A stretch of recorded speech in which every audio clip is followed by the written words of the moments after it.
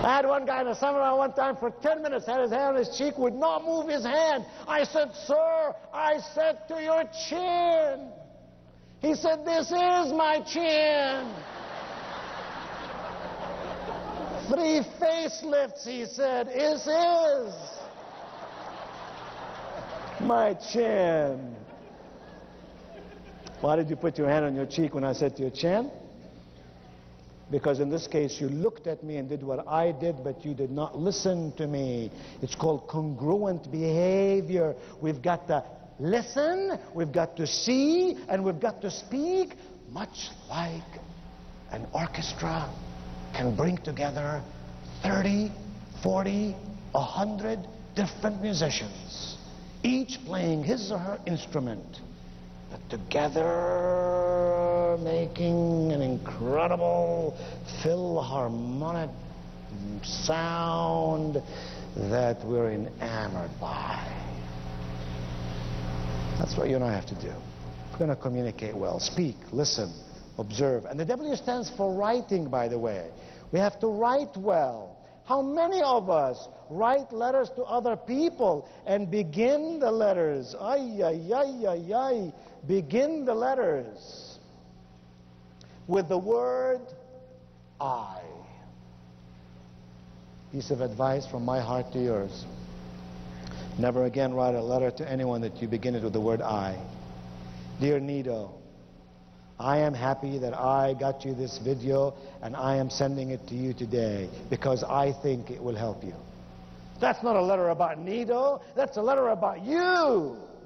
Wouldn't it be better to say, "Dear Nido, you'll be glad to know that this tape can change your life, comma, introduce you to an incredible opportunity, comma, make you feel good as you get rich." That's a letter I'm going to keep and reread. So I say to people, don't begin with the word I. Incidentally, pages 3 and 4 are exercises that you can do on your own. So now we go to page 5. Page 5. I just want to summarize a couple of things on page 5 and page 6. I mentioned some of those last time to you, but in the context of communication, I'll mention them very briefly today and we'll move on, because I really want to get to page 7.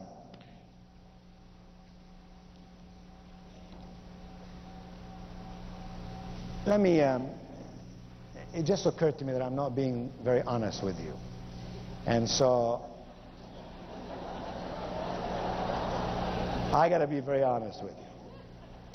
And this is serious. I have to be out of here today by 3:30. And I haven't even told Tony this, but I felt like you and I get along so well that I really haven't opened my heart to you completely. So I'm just going to say this in 10 seconds and move on.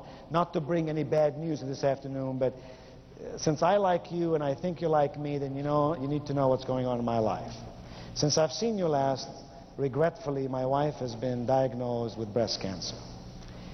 And in the last 2 months, my life has been turned upside down. And we have 4 children at home. The youngest is 8. I know, you're surprised. But you shouldn't be. I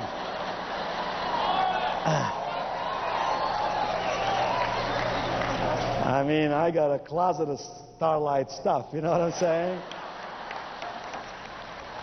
Anyway, it's hard when you have 4 kids at home who struggle with their mom, struggling with breast cancer. She has lost all her hair, and she did go through 3 operations, and she's doing chemotherapy, and it's very traumatic, and I'm not staying away from home overnight. So I flew in this morning, and I'll fly back out in a few minutes. And I say that to you because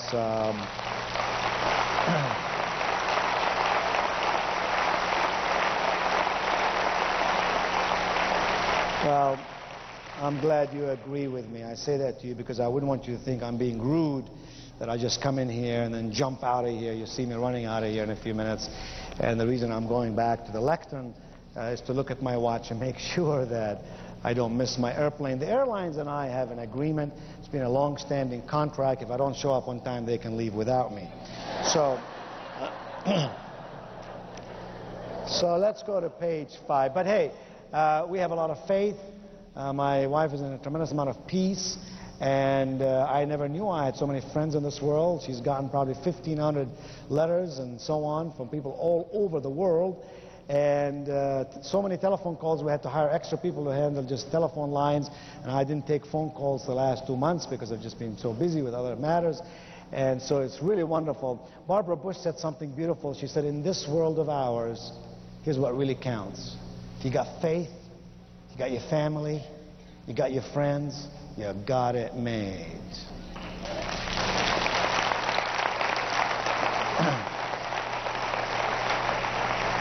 And in Starlight, you have bunches and bunches of friends, and you have one big, wonderful family.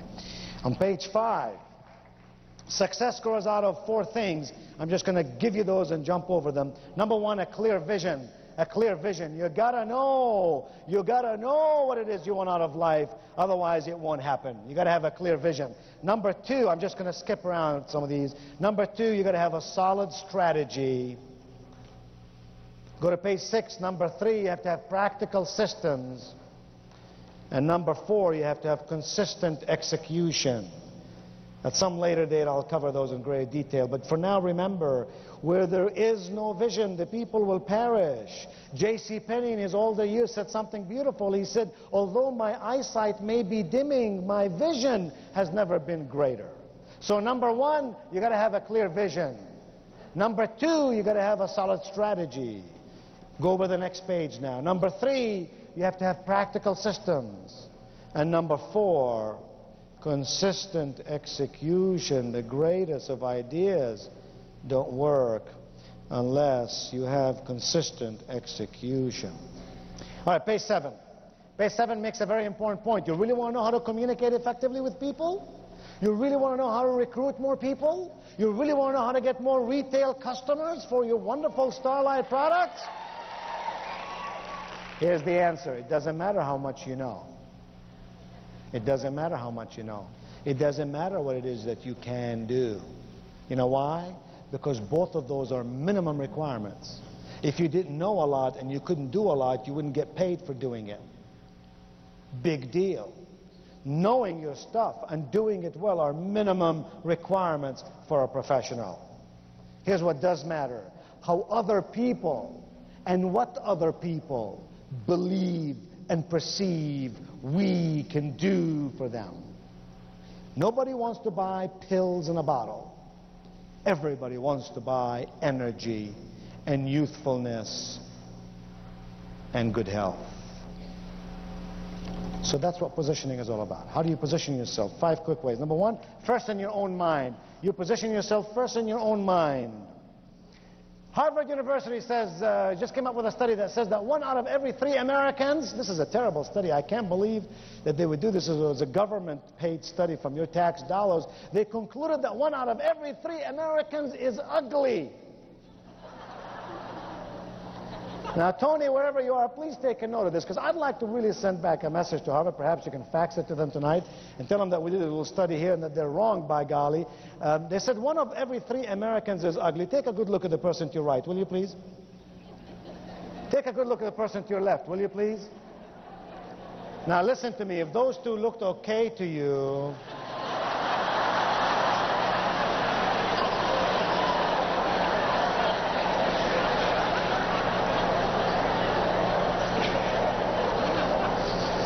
Okay, forgive me, that was silly, I admit it. The truth is, there is no ugly person here. Here's why. Ugly is only the way you feel about yourself. If you feel ugly, you'll act ugly. What we gotta do is walk with confidence. First, you position yourself in your own mind. As a person thinketh in his visceral, the Bible says, so is he, so is she. Garbage in, garbage out, good things in, good things out. In my poorest days, I was poor in my pocketbook, I can honestly say to you, I was never poor in my spirit. My mother saw to it. My mother, with fourth grade education, saw to it that being poor is a temporary state for those who are doing something about it. Yes, first in your own mind. Secondly, you position yourself with your attitude.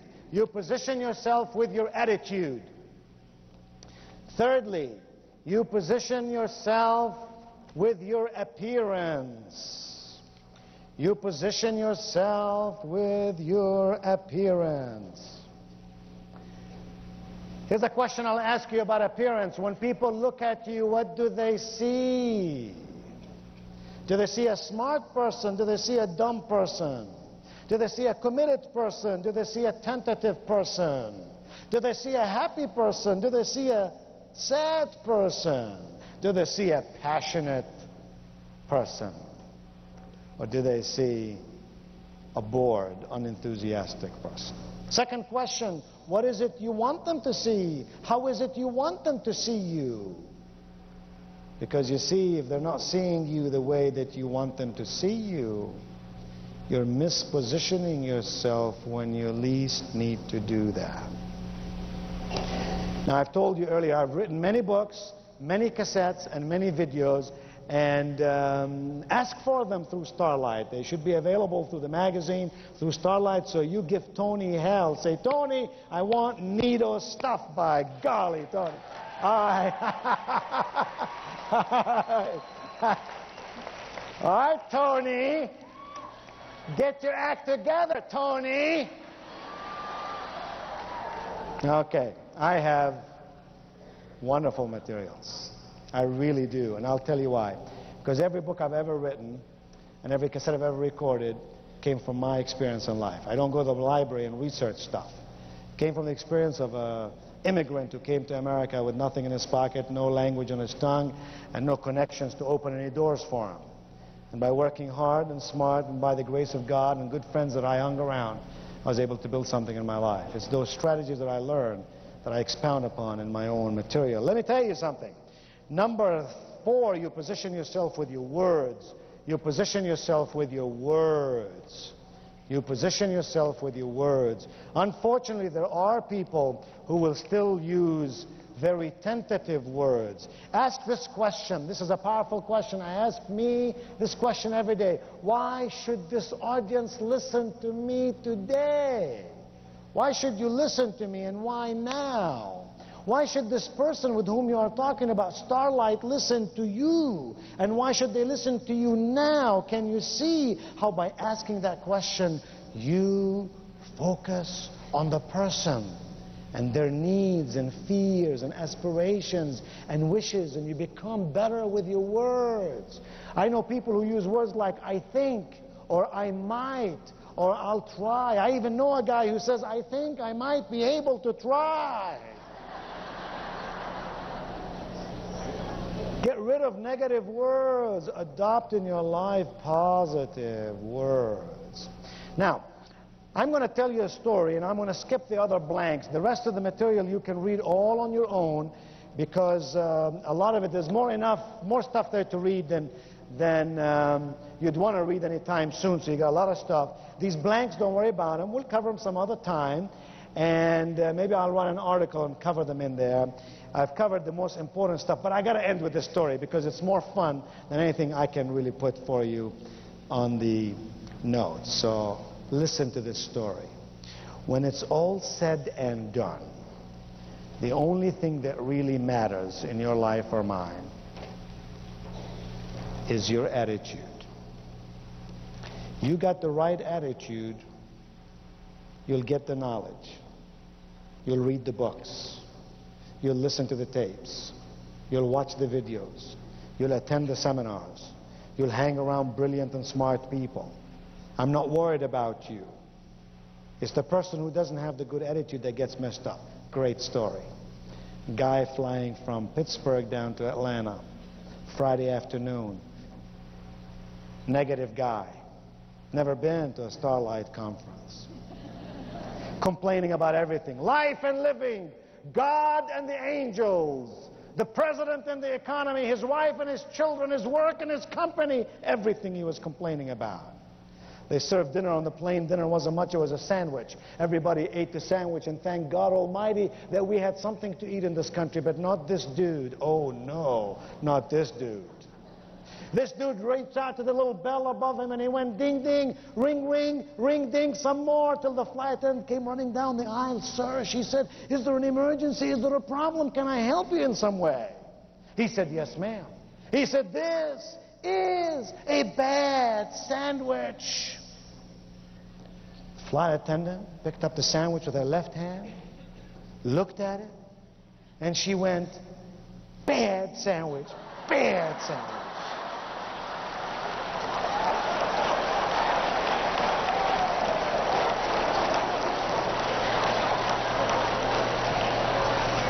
Now, I don't know about you, but I don't care how busy I was. If I were on that plane, I would have stayed on the plane till every last passenger got off. I would have wanted to interview this flight attendant. I would have wanted to say to him, ma'am, I gotta know, how did you think of this wonderful activity? I mean, the guy was a jerk.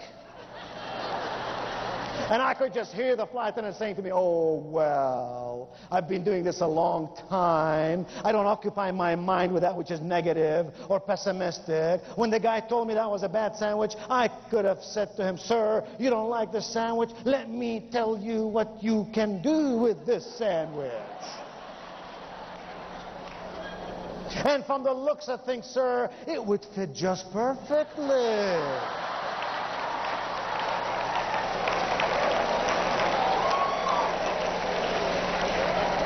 I can hear her now saying, oh, had I done so, I would have dragged my way back to the galley, and the people, my friends, my colleagues would say, what are you so mad about? And I would say, oh, God, I hate this job. Thank God it's Friday. I can't wait till I retire. I've headed up to here with all these dumb passengers. Instead, can't you just see what she did? I could just hear her say, oh, man, sure, I could have told him to stuff the sandwich. I could have told him, if you don't like this airplane, sir, we don't need your business anymore. And if you don't like this flight, no sweat. Do you see the exit sign over there? Instead, she was going back to the galley, running, having a difficult time holding back her laughter. And when her friend said, what in the world is the matter? She said, you won't believe what I just did.